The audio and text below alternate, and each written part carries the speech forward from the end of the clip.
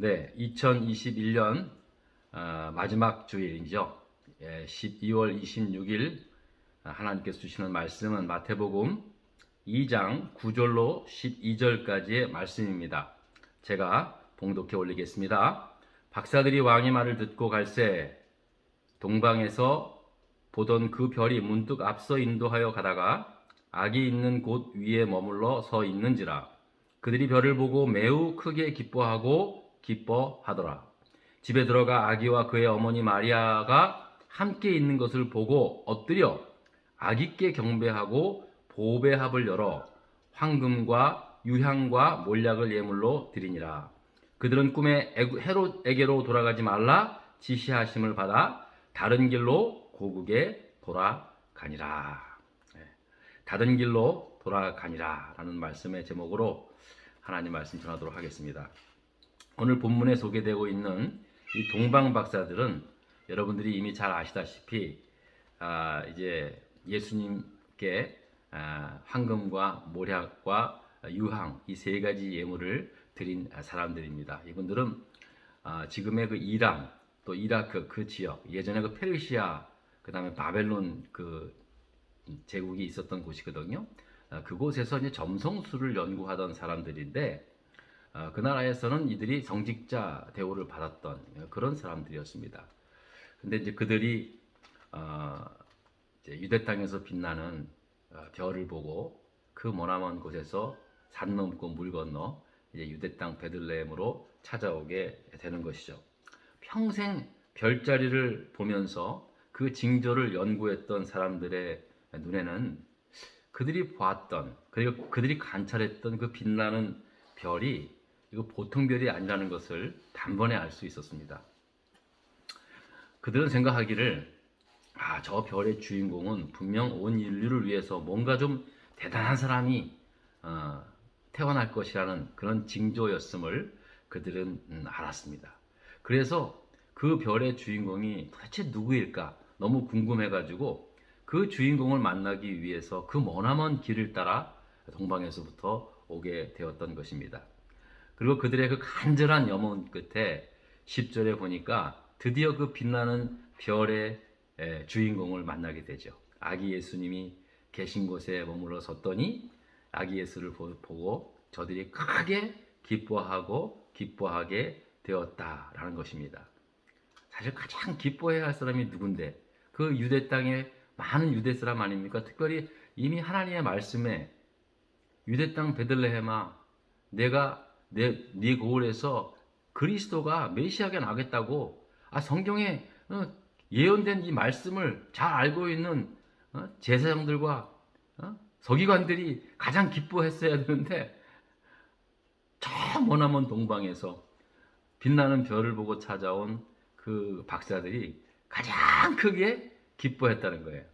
다른 사람이 아닌 이방인이 가장 크게 기뻐했다는 거예요. 제가 지난주에 설교 때 말씀드렸죠. 이게 상징적인 의미가 있다고. 예수 그리스도의 탄생에 저 머나먼 이방 땅에서 온 동방 박사들의 경배를 받으신 것은 이미 예수 그리스도의 복음이 모든 민족, 모든 이방인들에게 다 전파될 것을 계시하고 있는 그런 말씀이다 라고 그렇게 말씀을 드렸습니다. 자, 그 동방 박사들은 너무 큰 기쁨으로 자신들이 가져온 보배합을 열어서 황금과 몰약과 유향을 드리게 되었던 것이죠. 참 그들이 그렇게 그 선물까지도 준비한 것을 보면서 그 별의 주인공이신 예수님을 보고 얼마나 큰 기쁨과 얼마나 큰 감사함을 가졌을까 그런 생각이 듭니다.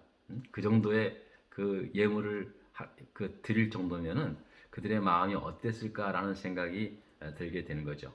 자, 그런데 그때까지 그 동방의 박사들은요, 마리아 품에 안고 있었던 아기 예수가 온 인류를 죄와 사망에서 구원하실 그리스도, 메시아임은 알지 못한 거예요. 그건 몰랐어요. 분명히 자기들이 관측해온 그 별에 그 이상하게 그 빛나던 그 별의 주인은 분명히 이 세상에 뛰어날 그냥 성군이 되거나 아무튼 세상에 그야말로 스타가 될 그러한 사람인 줄 알고 왔지, 그분이 온 세상을 구원하실, 죄와 사망에서 구원하실 그리스도이라는 사실은 몰랐던 겁니다. 자, 그런데 어떻게 알게 되었을까요? 그들이 보배합을 열어 경배를 드리고 난 다음에 그냥 돌아서 갔겠습니까? 그건 아니잖아요, 그죠? 그 아이를 안고 있는 부모님이었던 마리아와 요셉을 통해서 그 아이가 어떻게 태어났는가를 그들은 상세히 듣게 됩니다. 그렇지 않겠습니까? 그냥 우리도 돌잔치라 어디 가면은 아이가 어떻게 태어났고 무슨 태몽이 어떻고 그런 얘기 많이 하잖아요. 당연하죠. 예? 그 동방 박사들도 그렇게 경배하고 난 다음에 부모로부터 이 아이가 가브리엘 천사로 말미암아 그 고지된 성령으로 잉태된 그런 아이였음을 말을 전해 듣고, 그리고 이 아기 예수 그리스도가 온 인류를 죄와 사망에서 구원하실 그리스도임을, 예수임을 이제 알게 된 것이죠. 그들은 그와 같은 말씀을, 그와 같은 사실을 전해 듣고는 믿지 않을 수 없었습니다. 분명히 믿을 수밖에 없었습니다. 왜냐하면 그들은 그 누구보다도 범상치 않은 인물이 태어날 것이라는 것을 잘 알고 있었고, 또 그 별을 따라서 왔던 사람들이었기 때문에 그들은 분명히 그래, 그 부모님들이 그렇게 아이가 태어났다는 사실에 대해서 믿을 수밖에 없었습니다. 물론 이 모든 것들이 하나님께서 그들을 인도하기 위해서 별을 빛나게 하셨고 다 하나님께서 그들을 인도하기 위한 하나님의 방법이었지만, 그러나 그들은 그와 같은 말을 전해 들었을 때 믿지 않을 수 없었습니다. 그거는 분명한 사실이었기 때문에 본인들도 그 별의 주인공이 분명히 이 세상에 그 어떤 사람보다 아주 위대한 사람이라는 것을 염두에 두고 왔기 때문에 부모들이 하는 말씀을 그대로 믿을 수밖에 없었다는 것입니다.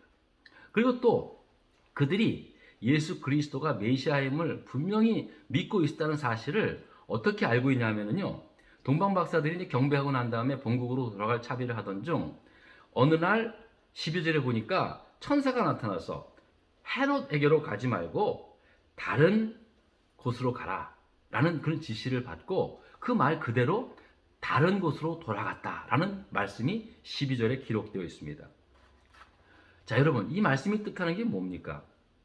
이 동방 박사들도 모든 것들이 다 사실이었고 또 자기들이 그렇게 알고 믿었기 때문에 천사들이 전한 이야기들을 그대로 믿고 순종했다는 거예요. 왜 그랬냐면요, 이게 왜 보통 일이 아니었냐면요, 무엇보다 이 사람들이 이제 베들레헴으로 오게 됐을 때에 이제 그 지역, 온 유대와 갈릴리 온 지역을 다스리는 헤롯 왕을 만나게 됩니다. 헤롯 왕이 물어보잖아요. 유대의 왕으로 날 네가 어디냐? 우리가 참 먼 나라에서부터 그를 찾아왔더라고. 그랬더니 헤롯이 막 혼비백산하잖아요. 깜짝 놀랐잖아요. 그래서 헤롯이 이제 흉계를 꾸미죠. 나도 그 별의 주인공한테 경배하고 싶으니까 그를 찾으면 꼭 나한테 알려달라고 그렇게 이제 이야기를 하지 않습니까? 좋은 뜻으로 얘기한 느낌이 들었겠죠, 동방박사들은. 그래서 그러겠노라고 그렇게 약속을 하고 왔다는 거죠. 자, 그런데 헤롯으로 돌아가지 말라는 지시를 받습니다. 자, 만약에 그랬을 때요, 이들이 믿지 않았다면, 이들이 정말로 예수 그리스도가 메시아임을 믿지 않았다면요, 왕과의 약속을 그렇게 천사가 가지 말라 그래가지고 그렇게 왕과의 약속을 파기할 수 있는 그런 사람은 아니었습니다. 그냥 일반 사람과 약속한 것이 아니잖아요, 그죠? 헤롯 왕이 그렇게 부탁을 했을 때 그들은 분명히 예스로 대답을 했을 것이고, 그들은 이제 돌아가는 길에 분명히 헤롯을 만나서 예수에 대해서 이야기를 하겠다고 그렇게 생각을 했었을 겁니다. 그래도 한 나라의 왕인데 어떻게 약속을 안 지킵니까? 그런데도 그 말에, 천사의 말에, 헤롯에게 가지 말라는 그 말에 순종했다는 것은 그들도 이분이 메시아고 헤롯이 이 메시아를 죽이려 하는 사실을 알고 믿었다는 거예요. 또 그 당시 먼 곳에서 여행 떠나온 사람이 아닙니까? 거기까지 거리가 얼마인데요? 근데 이제 그래도 왔던 길로 다시 돌아가는 게 사실은 가기도 편하고 모든 게 더 좋지 않습니까? 그런데 그나마 왔던 길을 가지 말고 다른 길로 가라는 거예요. 다른 길은 완전히 생소한 길인데 뭐 그때 당시에 뭐 도로가 여러 군데 나 있는 것도 아니고 가다가 강도도 만날 수도 있고요. 굉장히 많은 위험이 따르는 일인데도 불구하고 천사들이 다른 길로 돌아가라는 말에 순종했다는 거예요. 이와 같은 사실을 보더라도 그들이 바보가 아닌 이상 천사의 말을 순종할 수밖에 없었다는 사실은 그들도 예수 그리스도가 이 땅에 태어난 메시아 그리스도임을 믿고 영접했다라는 사실을 반증하고 있다는 사실입니다. 그렇지 않고는 이들이 그런 위험을 무릅쓰고 다른 길로 돌아갈 리는 없었다는 사실입니다. 저는 이 동방박사의 이런 모습들을 보면서 이 동방박사들의 모습 속에서 오늘날 저와 여러분들의 모습이 이렇게 오래되는 것을 보게 되었습니다. 동방의 박사들은 자기들이 발견한 그 빛나는 별을 보고 그 별의 주인공을 만나기 위해서 과감하게 살던 곳을 떠나서 별이 움직이는 그 방향을 따라서 계속 따라갔다는 거예요. 한마디로 목적지향적인 사람들. 자신들의 목적을 이루기 위하여 끝까지 별을 향해서 따라왔던 그런 동방박사들의 모습 속에서 바로 저와 여러분들의 모습도 동방박사들의 이 모습이 보였다는 거죠. 그들이 그렇게 자기가 찾고자 하는 별처럼 빛나는 그 별의 주인공을 찾고자 하는 그 간절한 마음이 있었듯이 바로 여러분들 모습 속에서도 동방 박사들처럼 이처럼 자기가 찾고자 하는 그들의 자기 찾고자 하는 그 별처럼 빛나는 그 희망의 별을 향해서 기꺼이 여러분들이 바라보고 있는 그 희망을 향하여 최선을 다하며 살아온 그 모습들이 바로 동방 박사의 모습들과 같이 그렇게 보여진다라는 말씀입니다. 동방의 박사들은 저 빛나는 별의 주인을 반드시 찾고자 하는 마음으로 그들의 삶을 움직였듯이 저와 여러분들도 지금까지 우리 인생의 성공을 이끌어줄 별이 되는 것을 바라보면서 여기까지 왔다는 거예요. 미국까지 와서 살게 되었다는 거예요. 공부하게 되고 연구하고 그렇게 되었다는 거예요. 물론 각자 이민을 오셨거나 학생으로 오셨거나 뭐 주재원으로 오셨거나 오신 이유는 각기 다르지만은 우리의 공통분모가 뭡니까? 보다 나은 미래를 위해서 우리의 희망의 별을 따라서 이곳 코발리스까지 왔다는 거예요. 그거는 분명하잖아요. 그죠? 동방의 박사들이 그 별을 향해서 베들레헴까지 왔듯이 우리는 우리의 희망의 별을 쫓아서 이곳 코발리스까지 왔다는 사실입니다. 그리고 그 동방의 박사들은 그 별의 주인공인 예수 그리스도를 결국 만나게 된 거예요. 세상의 왕을 찾아서 빛나는 스타를 바라보며 왔는데 막상 만나보니까 영원한 생명을 주시는 그리스도를 만나게 되었고 그를 처음으로 경배했던 그런 사람이 되었다는 사실입니다. 여러분, 우리도 마찬가지입니다. 우리가 비록 여기까지는 우리의 보다 나은 미래를 위해서 희망의 별을 바라보면서 이곳 코발리스까지 왔습니다. 그리고 이곳에서 우리 역시도 만왕의 왕이시여 나를 죄와 사망에서 구원해 주시는 예수 그리스도를 동방 박사들이 만났던 그 예수 그리스도를 우리도 만나야 합니다. 그분께 경배드리며 우리 마음의 보배합을 열어서 내 삶의 황금, 변하지 않는 그 믿음을 상징하는 그 황금을 드리고 유향, 모략을 드릴 수 있는 그런 믿음의 사람이 될 수 있기를 축원드립니다. 자, 그런 의미에서요, 이 코발리스는 우리들의 영적인 베들레헴이 되어야 할 줄 믿습니다. 아멘. 예, 베들레헴. 예. 베들레헴이라는 말은 떡집이라는 뜻입니다. 떡집. 예. 우리 코발리스 하는 장로교는 떡집은 아니지만 맛집은 되겠죠. 그죠? 예. 얼마나 맛있는 또 친교 시간을 매주 갖습니까? 예. 아무튼 여러분, 우리가 정말 이 코발리스가 나의 예수 그리스도를 만난, 그 아기 예수 그리스도를 만난 우리의 영적인 고향인 베들레헴이 되어야 할 줄 믿습니다. 자, 마지막으로 우리가 또 한 가지 결정해야 할 것이 있습니다. 바로 왔던 길로 가지 말고 돌아가야 된다는 겁니다.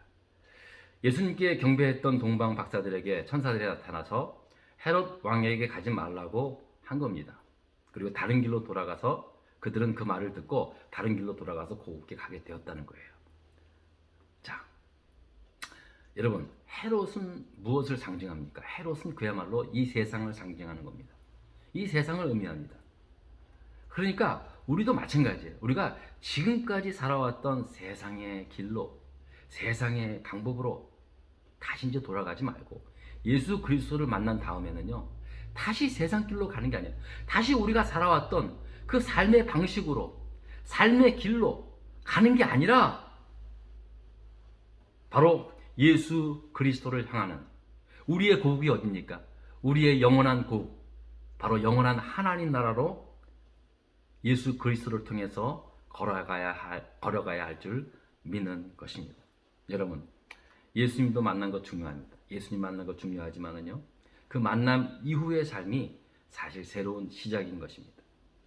우리들도 동방박사에게 천사들이 나타나서 헤롯에게 가지 말고 다른 길로 돌아서 고국으로 가라고 했을 때 그 말씀에 순종했던 것처럼 우리도 이제 우리가 살아왔던 이 세상으로 다시 돌아가지 말고 이제 우리의 인생길, 새로운 인생길을 마련해 주신 길이요 진리요 생명 되신 예수 그리스도를 향하여 저 영원한 하나님 나라로 우리가 가야 하는 줄 믿습니다. 우리의 고국은 하나님 나라예요. 그죠? 예.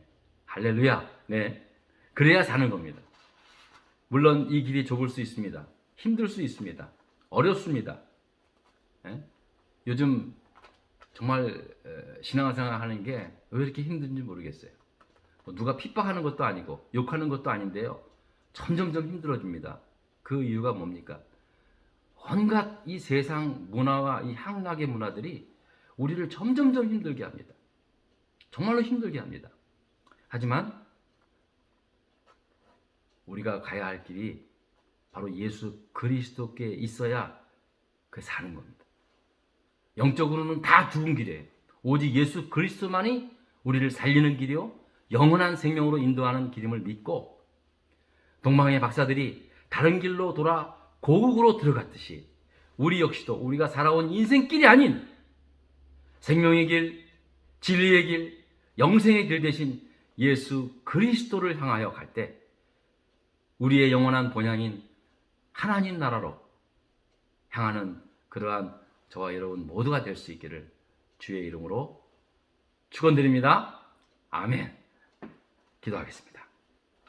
하나님 아버지 감사합니다. 오늘 마지막 주일 눈이 너무 와서 예배당에 모이지 못하고 이렇게 각자 집에서 온라인 예배를 드렸습니다.